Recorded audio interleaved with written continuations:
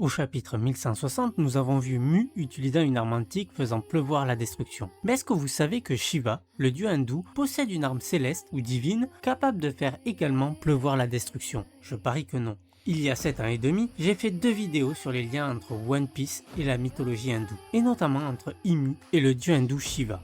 Si au chapitre 1160 j'ai vu ma théorie en partie validée, aujourd'hui Oda nous donne beaucoup plus de liens concrets avec Shiva, et je vais vous les montrer. Déjà, il faut savoir que Shiva a le troisième œil sur son front, mais également dessiné sur sa main, lui conférant connaissance et perception au-delà des apparences. Il est représenté avec la lune, symbolisant l'immortalité et le pouvoir de guérison.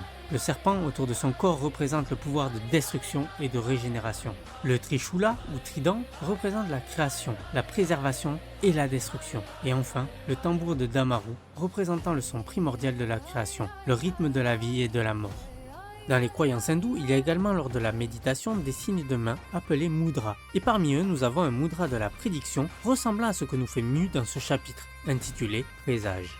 Comme je viens de vous le montrer, nous retrouvons absolument tous ces attributs chez Imu. Il existe également une représentation de Shiva appelée Natraja, le roi de la danse, symbolisant la destruction et la création, où il est positionné dans un cercle de flammes. Et c'est ce que nous avons vu depuis le chapitre précédent. Déjà derrière sa tête, le cercle enflammé, mais également, ce cercle de flammes est constamment représenté, via son arrivée ou à chaque fois qu'il se déplace. Pour appuyer ses liens avec la mythologie hindoue, sachez qu'il existe un personnage nommé Arjuna, qui maîtrise les techniques de combat appelées armement, étant la capacité de manier toutes les armes, ainsi que de pouvoir repérer et toucher ses adversaires les yeux fermés. Ce dernier, durant la guerre de Mahabharata, visita entre autres une île céleste appelée Cité d'Or et une île sous-marine. Et il existe comme ça plein d'autres liens que j'ai pu faire. Mais je vous laisse aller voir mes vidéos, le lien est en commentaire. Ainsi, Mu serait bel et bien la représentation directe de Shiva, le dieu de la destruction. Et quand on sait qu'Oda a directement lié Luffy à Hanuman, appelé aussi Bajrang, le singe blanc, alors tout fait sens.